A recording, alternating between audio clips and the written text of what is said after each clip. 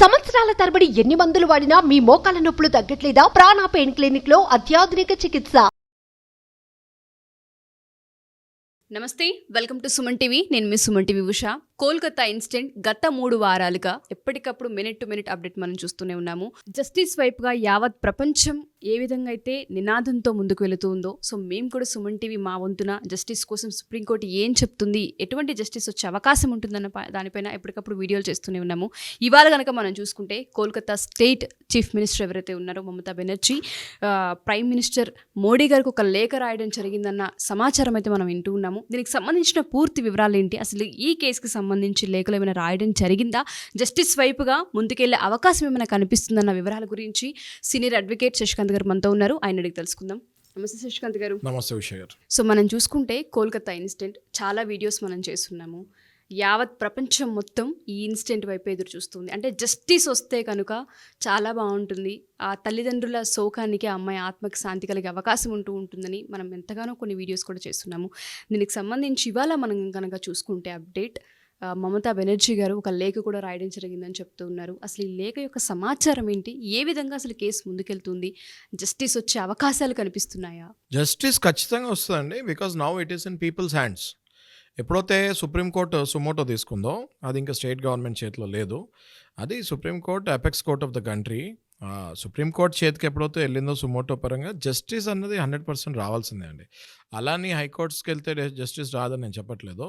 Supreme court apex court of the country కాబట్టి ఖచ్చితంగా అక్కడి నుంచి జస్టిస్ అన్నది మనం ఎక్స్పెక్ట్ చేయొచ్చు. అయితే ఇప్పుడు మనం చూసుకుంటే ఇది పొలిటికల్ వార్ అయిపోయిందండి. Okay, this has become a political war. కొంచెం మ్యాటర్ ఎక్కడో డైల్యూట్ అవుతుంది అన్న భయం అయితే జనాల్లో, కామన్ మ్యాన్లో ఉంది. ఎందుకంటే మనం మొన్నటి వరకు కేసు అప్డేట్స్ గురించి మాట్లాడుకున్నాము. ఇప్పుడు మనం చూస్తే వీడియోస్ కానివ్వండి, లేకపోతే మన నేషనల్ మీడియా తీసుకున్నా కూడా more than updates Mamata Banerjee versus Modi లాగా అయిపోయింది ఇది.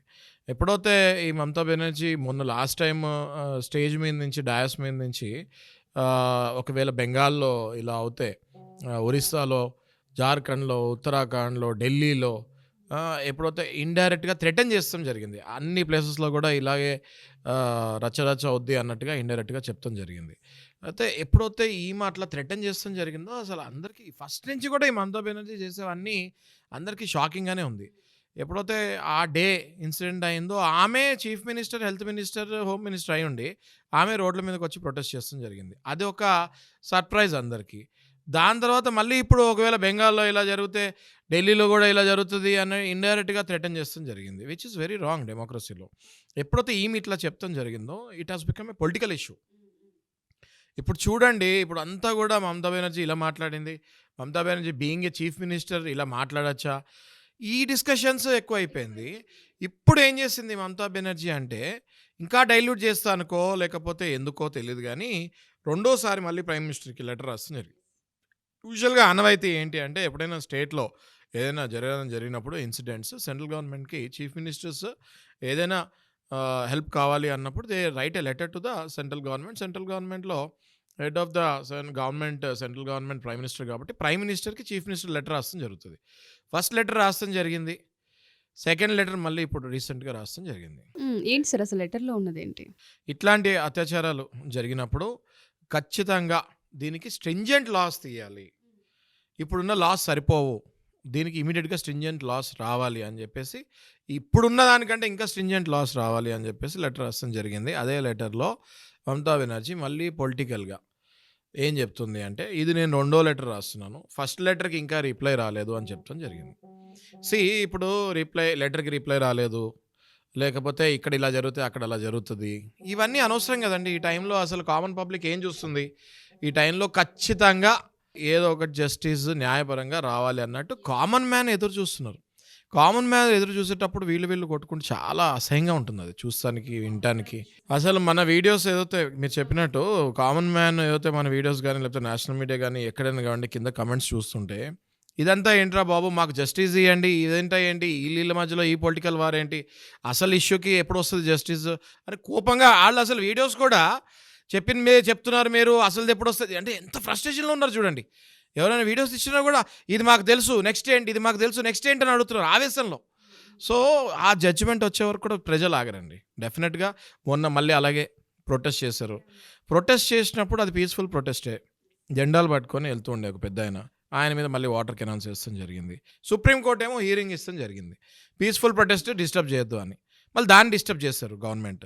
ఇవన్నీ వన్ బై వన్ చూస్తుంటే అంటే ఇంటర్లింక్డ్గా అనిపిస్తుంది మీరు అన్నట్టుగానే. ఇప్పుడు ఈ సెకండ్ లెటర్కి సంబంధించి ఆవిడ క్లుప్తంగా ఏం చెప్పదలుచుకున్నారు, అంటే ఏ విధంగా రాశారు, అసలు పర్పస్ ఏంటి, ఆ లెటర్లో ఏముందంటే ఏం రాస్తారంటే క్లియర్గా మమతా బెనర్జీ గారు, ఇప్పుడు ఈ ఇన్సిడెంట్ ఏదైతే జరిగిందో, ఈ అత్యాచారం ఏదైతే జరిగిందో దానికి ఉన్న లాస్, ఇప్పుడు మన లాస్ కొత్త బిఎన్ఎస్ ప్రకారం కూడా భారతీయ న్యాయ సంహిత అనేసి కొత్తది వచ్చింది. ముందు ఐపీసీది మారి భారతీయ న్యాయ సంహిత అని వచ్చింది. ఇందులో ఉన్నది కూడా మనకి ఇంకా సరిపోదు, ఇంకా కఠినమైన శిక్షలు ఇట్లాంటి అత్యాచారానికి, ఇట్లాంటి కేసెస్కి అమెండ్మెంట్స్ ఇంకా రావాలి, ఇంకా కఠినమైన శిక్షలు రావాలి. అసలు శిక్ష ఇంటేనే భయపడిపోయేటట్టు ఉండాలి.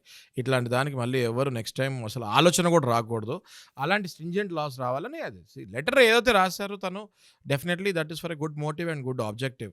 బట్ ఇక్కడ ఆ లెటర్ రాసి, రెండో లెటర్ రాసి, నేను ఇప్పటికి 2 లెటర్లు రాశాను, నాకు ఇంకా రిప్లై రాలేదు. ఇట్లా ప్రైమ్ మినిస్టర్ మోడీ గారు ఇట్లా చేస్తున్నారని చెప్పేసి మళ్ళీ దాన్ని పొలిటికల్ కిందకి ఎక్కడ డైవర్ట్ చేస్తారో అన్న భయము ప్రజల్లో ఉంటుంది. ఇది స్టేట్ వర్సెస్ సెంటర్ అయిపోయిందండి. As good as west Bengal versus central government of India లాగా అయిపోయింది. ఇది ఎటు తేలుతుంది అన్నది, ఈ పొలిటికల్ వార్ ఎటు వెళ్తుంది. ఇప్పుడు more than the judgement of this case, ఈమె కుర్చీ ఉంటుందా పోతుందా, ఈమె చీఫ్ మినిస్టర్ కంటిన్యూ చేస్తే పోతుందా, ఒకవేళ ఈమె చీఫ్ మినిస్టర్ ఏమైనా చేస్తే ప్రైమ్ మినిస్టర్ చైర్కి ఈమె థ్రెటన్ చేస్తుంది డైరెక్ట్గా, ఒకవేళ నా కుర్చీకి ఏమైనా అయితే నీ కుర్చీ కూడా జాగ్రత్త అని డైరెక్ట్గా స్టేజ్ మీద చెప్తాం జరిగింది. ఏంటిది ఎటు వెళ్తుంది, అసలు జరిగింది ఏంటి, మీరు మాట్లాడేది ఏంటి అన్నట్టుగా కామన్ పబ్లిక్ చాలా తిట్టుకుంటున్నారు. సో ఇందులో నుంచి బయటకు రావాలంటే సత్వరగా, ఎంత తొందరలో అయితే తొందరగా మళ్ళీ కేసు మీదకి డైవర్ట్ చేసి, ఫోకస్ మొత్తం కేసు మీదకి చేసి, ఎవ్రీడే కేసు మీద అప్డేట్స్ ప్రజలకు ఇవ్వాలండి. Media is a 4th pillar in our constitution. So 100% updates ఏవైతే మీరు చేస్తున్నారో వీడియోస్ డెఫినెట్గా అభినందించాలి. ఈ అప్డేట్స్ ఇచ్చిన అప్డేటే మళ్ళీ ఇస్తే కూడా ప్రజలు ఊరుకోవట్లేదు. ఎంత ఫైర్ అవుతున్నారంటే, ఇది మాకు తెలుసు, ఇందాక నిన్న కూడా ఇదే చెప్పారు, ఇవాళ కూడా ఇదే చెప్తున్నారు, where is the fresh update అంటారు. అంటే look at the fire of the people. Common man అసలు వినట్లేదు చెప్పింది, మళ్ళీ అసలు అందులో కొంచెం మార్పు వచ్చినా కూడా వినట్లేదు. పెద్ద మార్పు రావాలి, మీ ప్రతి వీడియోలో పెద్ద మార్పు రావాలి, మాకు జడ్జిమెంట్ తొందరగా కావాలి అంటున్నారు.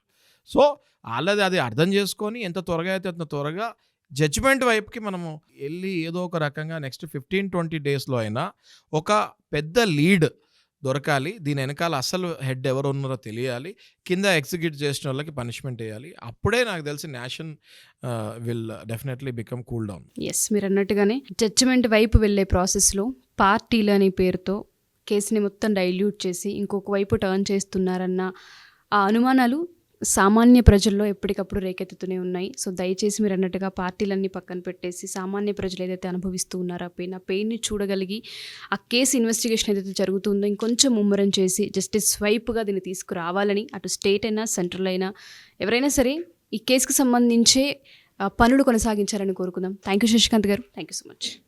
సుమన్ టీవీలో మీ పర్సనల్ అండ్ బిజినెస్ ప్రమోషన్స్ కోసం కింది నెంబర్కి కాంటాక్ట్ చేయండి.